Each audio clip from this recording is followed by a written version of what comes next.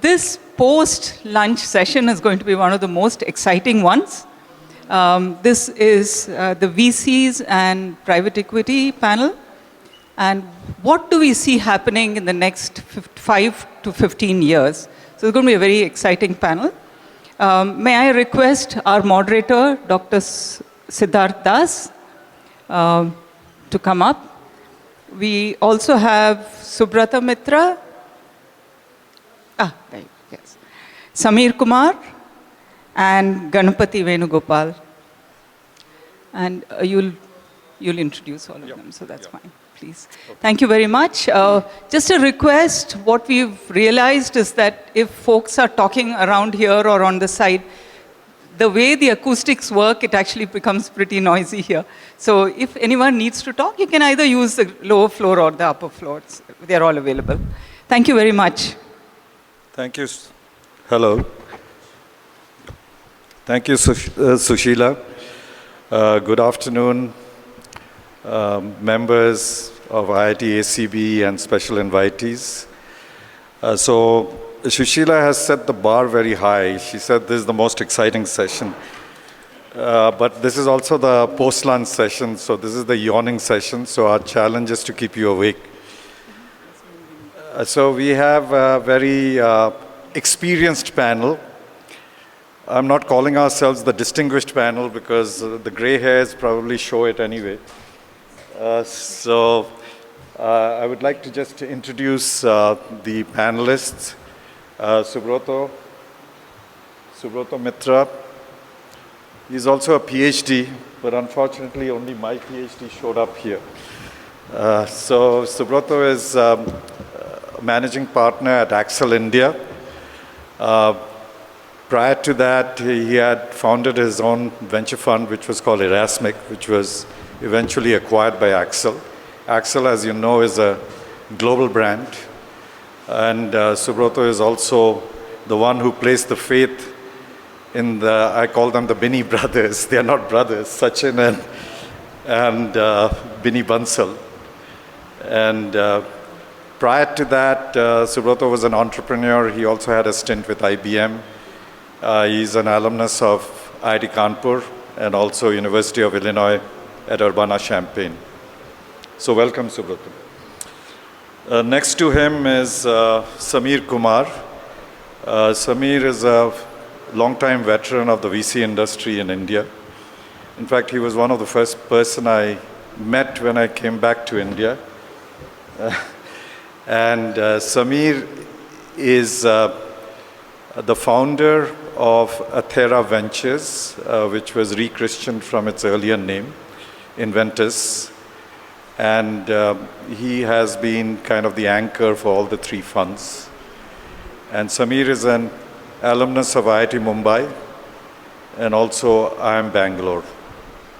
And Samir also has had some corporate stints earlier with Wipro and Microland. Thank you, sir. And I'm sorry, there was a typo here. It's actually Athera Venture Partners. It became a title of assistant vice president. So the third, we have VG, Venugopal Ganapati. He is the CEO of Accel Ventures and also one of its co-founders. As you know, Accel is also anchored by Chris Gopalakrishnan, one of the patrons of IIT ACB.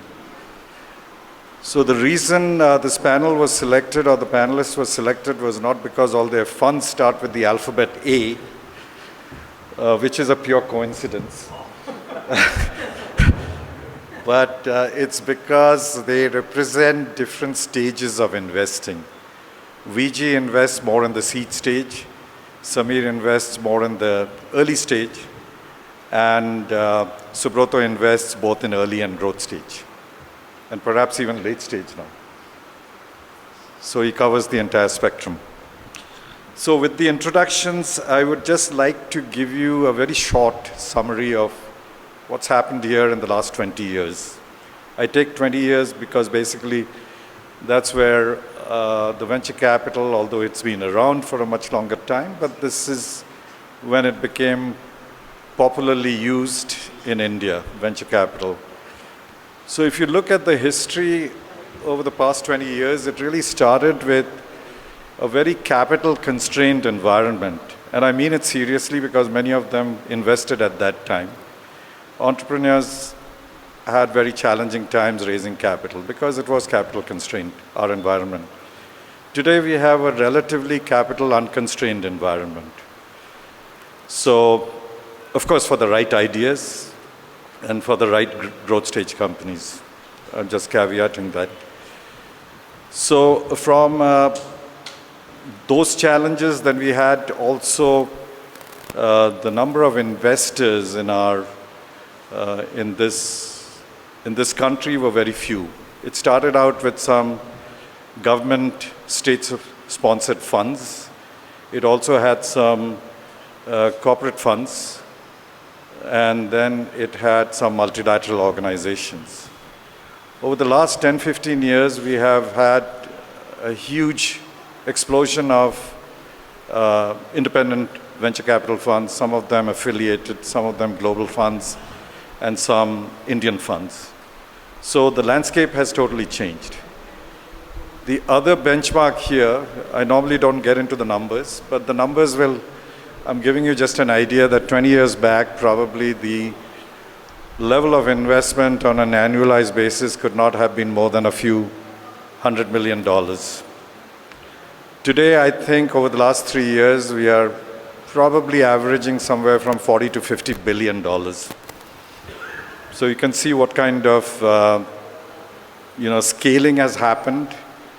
And the panelists will tell you some of the inflection points as to when this happened and how it happened and so on. So with that, I think I'm going to turn it over to the panelists. So the other point to note is that when we started this millennium, we were primarily focused on software services, maybe some enterprise software companies which were venture funded. The ones that I would cite as Persistent, then Mindtree, and later Freshworks. Then we went into the internet-centric model. Lots of companies got funded, and there were a lot of unicorns also born from that phase. And now we are getting into the third phase. I call it the third phase. This is purely my coinage. It's not an industry coinage. But that's where I want to turn over to the panelists to give their perspective on what they expect next 5 to 10 years. So I'll ask Subrata to go first. Should I sit or stand? You can sit. Okay. Thanks, Sid. Everyone can hear me, I guess, right? Yeah, thank you. First of all, many congratulations to everybody who has been involved in putting together, not only this event, but this center. First time I'm coming here. It's actually very impressive. Sid was kind enough to give us the grand tour, and it already looks like this is something that can house many interesting companies going forward, and we'll probably see a good cauldron for convergence of ideas and so on and so forth. So everyone here who has been involved with that, kudos to you guys. Great work done. I have not been involved in it. I had one meeting maybe 5-6 years ago, and then seeing it in fruition today does look very impressive. Now, going back to the question, a little bit of history. I actually tried to run a US-India product company in 1999, and it was sort of a misnomer in those days because Valley VCs would never fund anybody who is more than 10 miles away from them. And I heard that over and over again. So just before 9/11 happened, I was trying to actually raise money for a product company, which was product was being built out of Jayanagar, and we had two people sitting in Silicon Valley who were the CEO and the sales and marketing person. It was awfully difficult, and once 9/11 happened, the industry actually just shut down. So that was probably a big impetus for me to start looking at venture capital. So once we got done with that company, it was a fairly small exit. And then I ran a company called Tavant, which actually grew fairly significantly. It's a services company, but had a great outcome. I decided that I will try to alleviate some pains of entrepreneurs who are trying to raise money. And like Sid was saying, our first fund was actually 10 million in size. So that Erasmic fund was 10 million in size. And our last fund, which was raised under Accel, which was beginning of last year, so 22 January, that is about 650 million in size. So you can see sort of the expansion that has happened. So over the years, over 20 years, we have raised about 2.1 billion just for India, and that's Accel India. Accel Global is much bigger, almost 10x. But India is 2.1, of which the last fund itself is 650. So you can almost guess how that progression has happened. And just to give you the real reason why that happens is, one is, I think the opportunity set has increased, you know, from services to software as a service. So he talked about Freshworks, which, you know, we were fortunate enough to be the first check in there as well. But we saw, you know, local consumption starting to take effect. So Flipkart and Myntra and bunch of the other companies that we have invested in, you know, Swiggy and Urban Company, I'm sure all of you know these as household names. These are companies that are born out of the fact that Indian consumers actually expect certain sets of products and services to be delivered to them with a certain kind of quality. And as that market increased, I think our true venture bets in India have started to play out. And then we have expanded into other categories such as, you know, fintech, which is probably what used to be financial services before and now fintech. So let's say, you know, PhonePe is a company that we were incubating inside of Flipkart, started at zero and now worth $12 billion. I'm actually on the board of a company called JustPay, which actually orchestrates almost, you know, 30-40% of UPI payments. So when you are, let's say, paying for today's event, there is a 30% chance that somewhere along that path, this company JustPay will get you know, hit, and they will actually process a little bit of that transaction. They process 70 million transactions a day, you know, so fairly scaled companies. So as we moved from being a outward facing, you know, build for others to, you know, let's build for ourselves, a big flip has happened, both in terms of commerce and fintech. Today, medtech, you know, we are in Portia, which is like home health care. So a bunch of other companies, including some that use, you know, AI to process certain information very rapidly and take care of certain diagnostics. So we are seeing a lot of opportunities where the India part of the ecosystem is actually starting to become sustainable. And as that grows, our venture capital industry should grow, and obviously it should lead to bigger exits. So there are both those points, you know, the consumption in India has to grow, and then we have to get the right amount of exits, and some of them have happened. You know, you have seen Zomato, you have seen a few other companies that have recently gone public, and they have kind of held their you know, place in the public markets. So that's actually a great position for us to be in. We think that that's the right set of parameters now going forward and looking at the next 5 years or 10 years. Our sense is, you know, I don't know when, but at some point India will be that 5 or 7 trillion economy. And a lot of this growth from, let's say, 3 to 5 or 3 to 7 will actually be geared by technology-driven companies, and that's where our play will be a lot more, you know, significant. And that's at least the kind of, you know, presentation that we are telling our LPs, that as we grow, we have seen from 1.5 to 3, as we grow from 3 to 7, the tech part of the ecosystem will actually become a lot more interesting and a lot bigger. And that's exactly where the IITs come in, or some of these tech universities come in, because a lot of the talents which are building these companies are actually, you know, nurtured by you guys before they come and talk to us. So that, I would say, is a quick summary of what I see happening. You know, I would really want to see that 7-8 trillion happen in the next 7-8 years, and which means the public market should go from 3 trillion to 7-8 trillion. There's additional 4 trillion. Some of it will be existing companies, but let's say 1 trillion is new companies. That's where venture capital will come in, and that's where we will make, you know, our footprint visible, and we should hopefully make some returns from there. Thank you. Thank you, Subrata. Samir, could you give your perspective next 5-10 years? Sure. Thanks, Sid. And thanks, Subrata, for outlining the canvas so well. I'll start from where Subrato left and give you my thoughts from there. But since Subrato mentioned 9/11, let me start from there. I got into venture capital 11 days before 9/11 happened, and then 9/11 happened. So Subrato's talked about the chaos that that brought, and I got into a very tumultuous start into my venture capital career.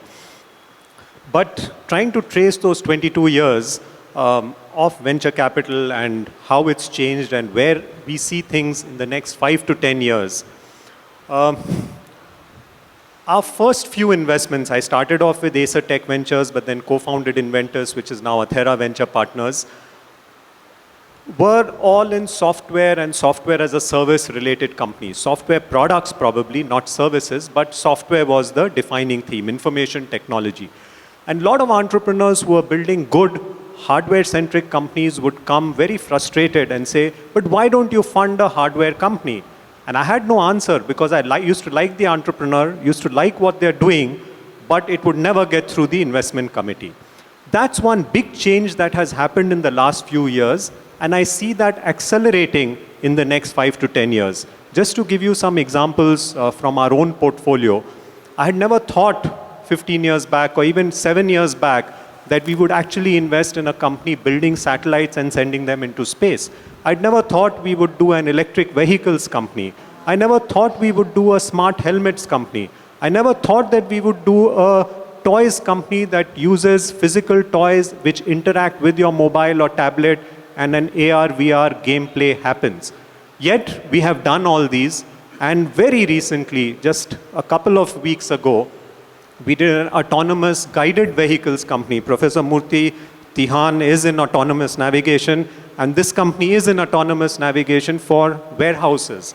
So the big change that has happened, I think, in the thinking of VCs in India is their willingness to invest in companies that have a hardware element around it and no longer insisting only on a pure software product play. But I've often wondered what brought this change in our own thinking and other people too. I mean, we are not the only investors in Pixel, we are not the only investors in Euler Motors and so on. And I think one thing that I've been able to analyze, and I think this will be the trend going forward as well, all these companies that I mentioned, the satellite company, electric vehicles, smart helmets, AR, VR toys, all of them are hardware companies. There's a satellite that you can touch and feel, the autonomous guided vehicles, there's a vehicle that you can see moving around. But the brains of all these companies are software. And in my mind, Sid, the next 5 to 10 years, you'll see a lot more of such companies where the brain is software, but that software is not playing its part through a computer like we've been used to, but through some other shape, form, vehicle, which could be an electric vehicle, could be a satellite, and so on. And I think we'll see a lot more happening there. And my own belief, we haven't done it yet, is that we'll also see semiconductor companies getting funded in future. Thank you, Samir. VG, your take. Yeah. Hi everyone. Compared to the three gentlemen here, I'm a novice to the venture world. Till about 2014, I used to be the head of strategy at Infosys.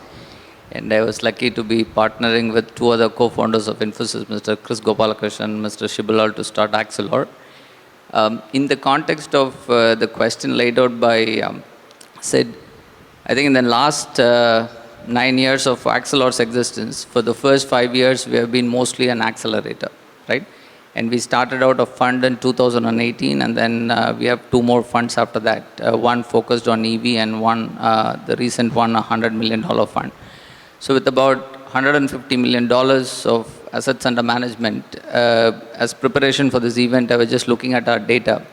So out of 56 active companies that we have, there are 10 companies that have come out of an IIT or an IIT equivalent research institution, right?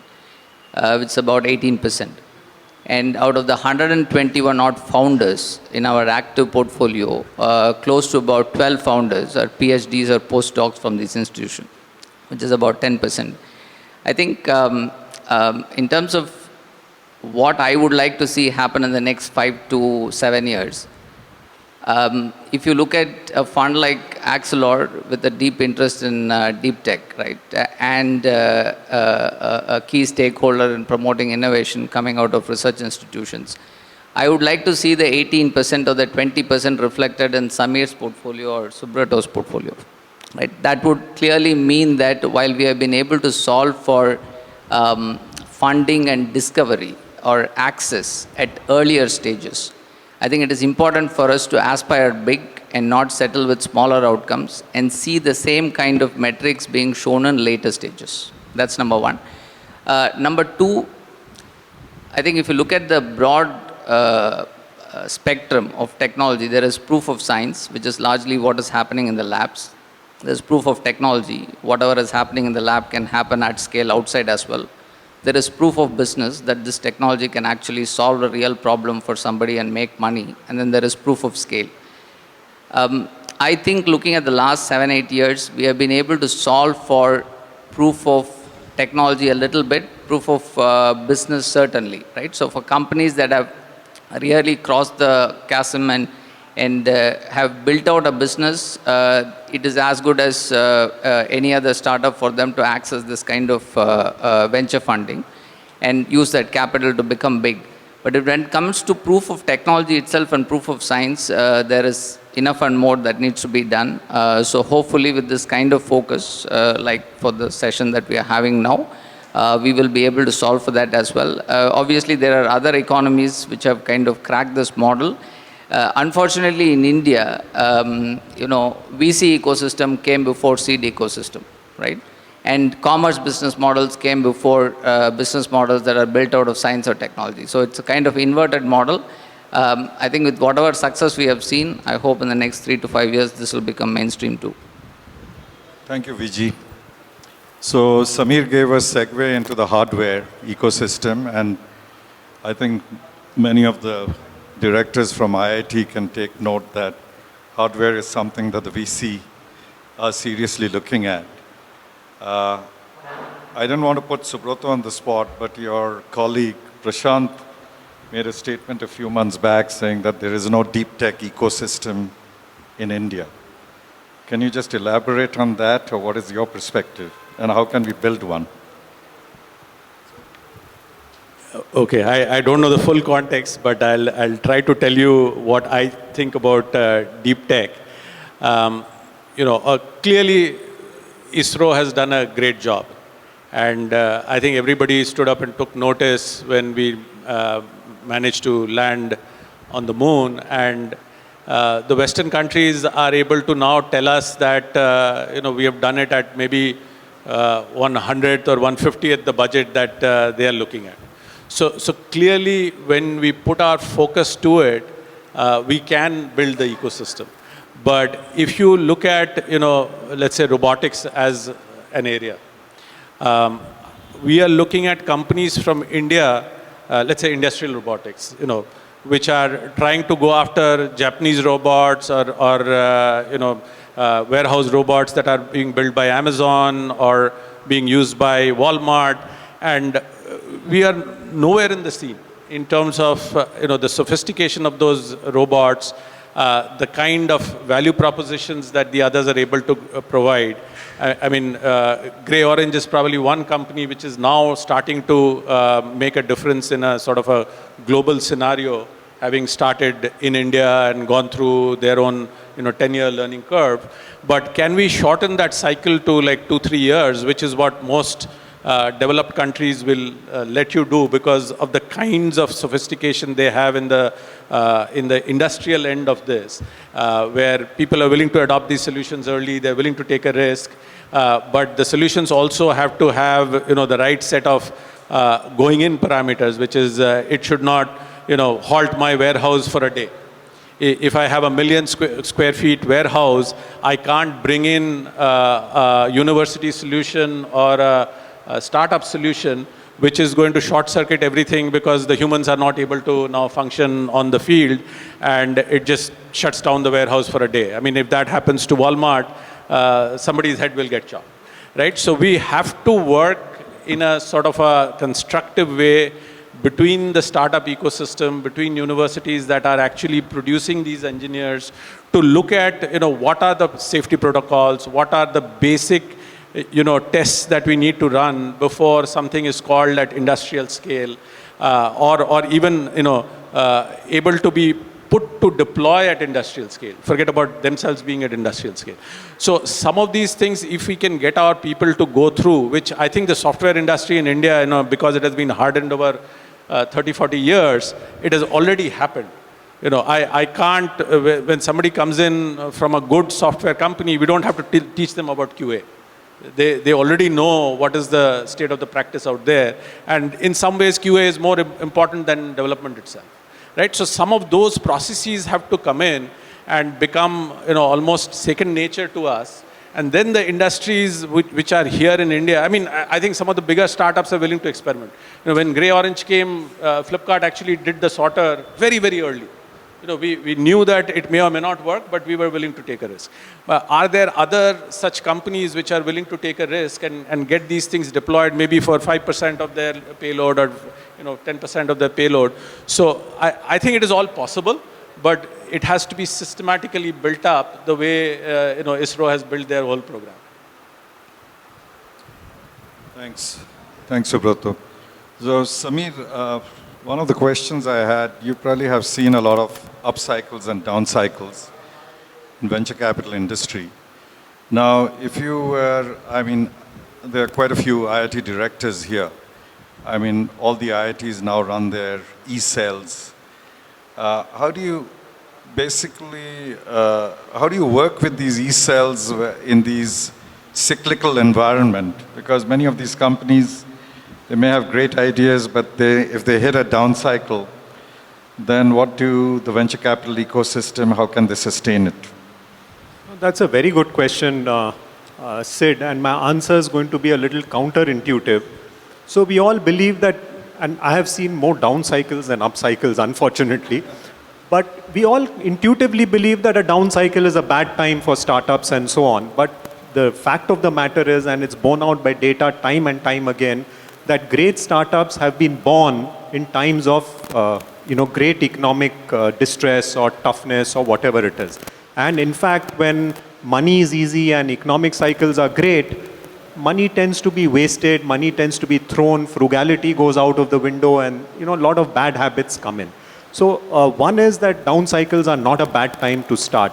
But specifically to your question on incubators, and since IIT's directors are here, and I know Ashank is here, Ashank has been associated with Sign, the incubator at IIT Bombay, from its inception. So, I feel a little hesitant to speak about my experience, 10-year experience of Sign, but Ashank, with your permission, I'll speak some of those things. I think one of the things, Sign is a very successful incubator, not because Ashank is here or because I'm associated with it. It is a successful incubator. It's got unicorns, it's got IPOs, it's got many companies that have got venture funded. IdeaForge was a Sign incubated company, Atomberg, SediMac, Gupshup, all are companies incubated at Sign. One of the things that I think has worked in Sign's favor is that whether it's a tough cycle or a good cycle, consistency from IIT Bombay has been there. And I mentioned this, and consistency is not just in terms of the support you give, but in terms of the people. Ashank has been involved with Sign for its 20 years of existence. The CEO of Sign has been there since the beginning of Sign. I think these are things that IIT should keep in mind.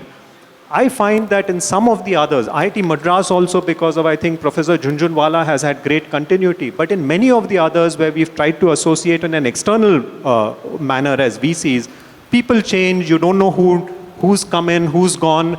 You've built a relationship with one head of that incubator, tomorrow you don't know and the new person doesn't know you. So I think everything starts from scratch. If there can be continuity and consistency, I think there'll be a lot more involvement with the VC ecosystem, and I think we'll see better outcomes.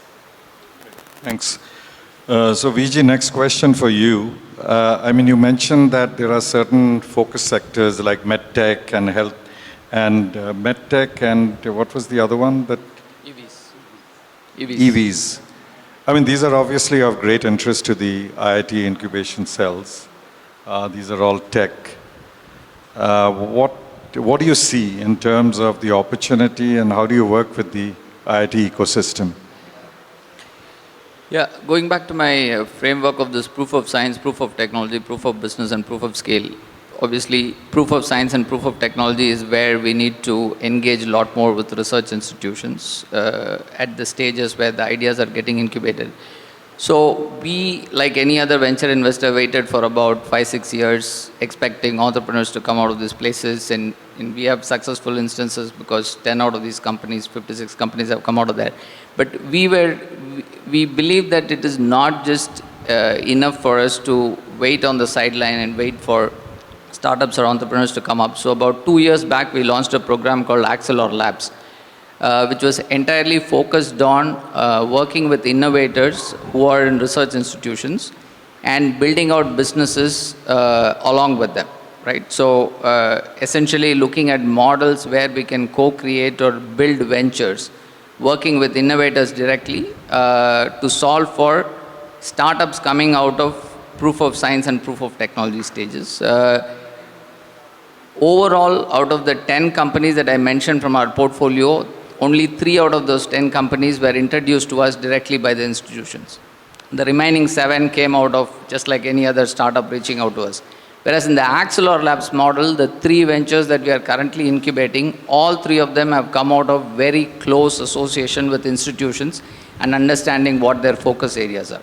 So we do believe that, for proof of science, there are 2 things that institutions could do well to make it easier for investors to take note. One is being very clear about what are the specific areas that the institution is well known for, right? That makes it easier for investors or other innovators to actually look at these institutions from a center of excellence perspective, and also make it easier for the technologies to be licensed out, because not every technology that is being worked on need to become a company. Sometimes it is possible for companies to actually license these technologies out, which is also a good way for monetization of whatever technologies are getting built out.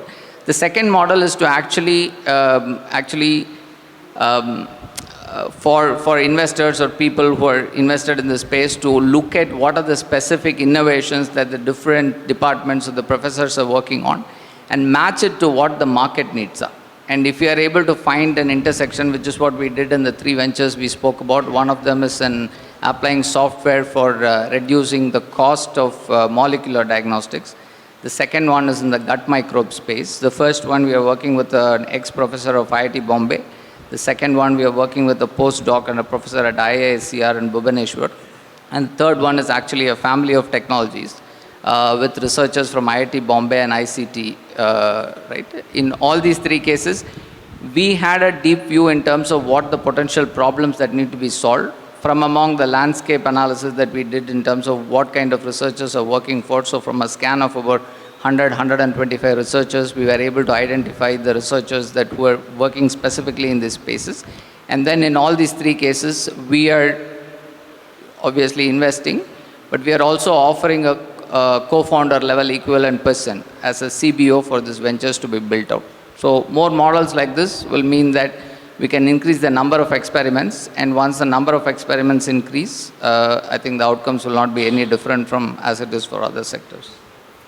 Thank you. So I'm going to wrap up with the last set of questions. So this is for all of you. What would you, I know that Subrata, Axel has what I call a proximate model, where the entrepreneur has to be within a certain distance from your hub. What do you tell the remote locations of IITs? How should they work with you as an example? And what has been your experience with IISc in India and UC Berkeley in the US?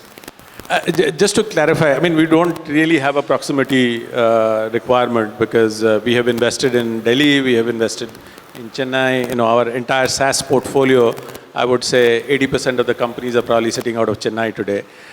We have 1 or 2 companies in Mumbai, but we have enough in Delhi, a few in Hyderabad, lots in Bangalore. So proximity helps, but it's not really something that gets in the way. On the university partnership, I think like proximity helps, because you really need to work with not only the students who are probably great dreamers, but they probably don't know how to make that, the go-to-market work or take out some of the business risks.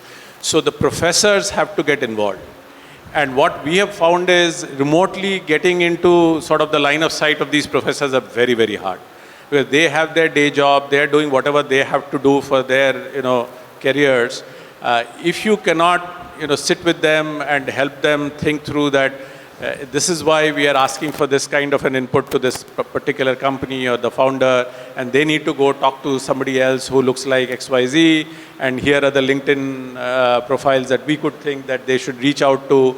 I think that dialogue needs to happen, at a sort of a, level where the person who are working with these entrepreneurs on a daily basis, they actually, understand where we are coming from. And they take that to heart to some extent that, maybe we are very good at building the tech and the early proof of concept. But once the business part of the acumen needs to get fired, here are people that we need to reach out to, and can the two sort of start a little bit in conjunction. That I have found it to be much easier when we are in proximity. And specifically, Shekhar, one of our partners, is actually a IISc graduate. So it happened to him naturally. He got invited to participate in some of the incubators that IISc probably now has 3 or 4. And we work with, work with is a loose term. So we participate in some idea discussions with a couple of those. Art Park and I think SID, these are the 2 that we kind of work with. And what we have seen is, once we start those dialogues, there is a lot of inbound interest. People tell us that, okay, here is this person who graduated 2 years ago, but they told me that they're building an interesting company. Do you want to look at it? So that actually works very well. But I think the initial, the hard work has to be done across the table initially, because both the professors as well as the students need to get involved. And we run a similar program with our Silicon Valley part of the fund, Accel Silicon Valley, with UC Berkeley. We actually picked UC Berkeley because of 2 reasons. One is there's too much happening at Stanford, and it's probably very difficult to get any kind of mind share from them. Whereas UC Berkeley, being just 40 miles away, is not served that well. And 2 is this guy, the 2 people from our side who are the anchors happen to be MBAs from Berkeley. So they had this natural instinct, just like Shekhar here wanted to work with IISc. So sometimes that actually helps. So I would love to work with IIT Kanpur, but there is that distance that has to be, that gap has to be somehow transcended. Yeah, that's sort of a quick summary. So I'll just add to what Subrato said. I think proximity or no proximity is not an issue in today's environment. We've seen that with COVID and online stuff. But I think building up on the point I made earlier, the onus is on, so all IITs, remote or old, probably have incubation cells. The onus is on the people who run that incubation cell to aggressively reach out to mentors, VCs, industry folks who can help their startups. And I've seen that happening at the IIT Bombay incubator. I've seen that happening, even though not personally with me, with the IIT Madras incubator. It probably happens with a few others as well. But if you have good people manning the incubator in these institutes, they will relentlessly reach out to industry, mentors, investors, and others who can help the startups, and I think that will create more success. I'm putting the onus firmly on the people who run the incubation cells in these institutes. Yeah, I think familiarity is more of a challenge than proximity. I was just having a chat with the director of IIT Hyderabad, right, Mr. Murthy, and I got to know the 2 or 3 specific areas that they are very good at. But it required a conversation, a forum like this for me to actually have an opportunity to speak to him. Otherwise, I would not have known, right? So we run an EV-focused fund, which is India's only EV-focused fund. And I didn't know that that is a big area of focus for IIT Hyderabad, right? So I think it would be very good to create forums, mechanisms to make the investors familiar with what are the specific areas that the institution is known for. So if those happen to be the specific focus areas for investors, then it will make these institutions a logical choice for them to reach out. So I think building familiarity would be a good, worthwhile follow-up action from a session like this. Okay, so I'm going to open up the audience for a couple of questions. So, can we get a mic there? Yes.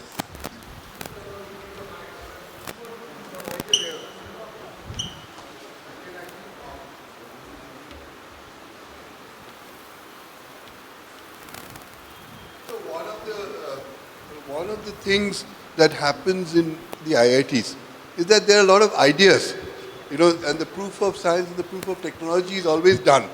But one of the major issues is how to take it to market. In the sense, because there's a whole lot of business ideas that are required. So my question is, are those kind of things things that a VC or a private equity fund would bring to the table? Or would they have access to such people? Because you see, one of the things I've always heard, excellent idea, fantastic technology, but requires a lot of massaging before it can go to market. So now the thing is that is not something that is our raison d'etre. Our raison d'etre is technology. But then how to take it to market? Is there some way that your people can? That was my question. Sometimes it's not just funding. Sometimes it's this other aspect. Yeah. So, Sid, can I? So I'll give a very direct answer. I think many VCs will say, yes, we do this and do that. But in reality, I don't think any of us have the bandwidth to do what you're asking. However, this is precisely the task that incubator needs to do. So you are a startup incubated within an institute, IIT. You have a great technology, you've taken it to a point. The incubator in IIT should be able to connect you with relevant mentors who can help you on the business side. Of course, investors can come and give you an idea or two, but we can't work full time, at least we don't. I'm not talking full time. But helping connect you with people who could become your co-founders, those are things we do. So, Pradipto, I'll just add to that. I mean, the VC ecosystem primarily is in Bangalore, although it exists in the NCR and other places also. So I'll put in a plug for IIT ACB. You'll find lots of mentors here. So there is an incubator. So your most promising companies, you can cherry pick, put them here, and they'll get the next round of funding from one of the... And maybe, the same thing I think we were talking about. So every fund actually specializes in a few areas where they're really good at, right? I would say, just by what you heard, it is fairly distinct for the three of us. So if there is an idea on commerce, somebody at Accel will be able to connect you to somebody who can help your companies, or on fintech. But if it is space tech, we wouldn't be the right people, right? Because we haven't figured out the go-to-market for any of our companies yet.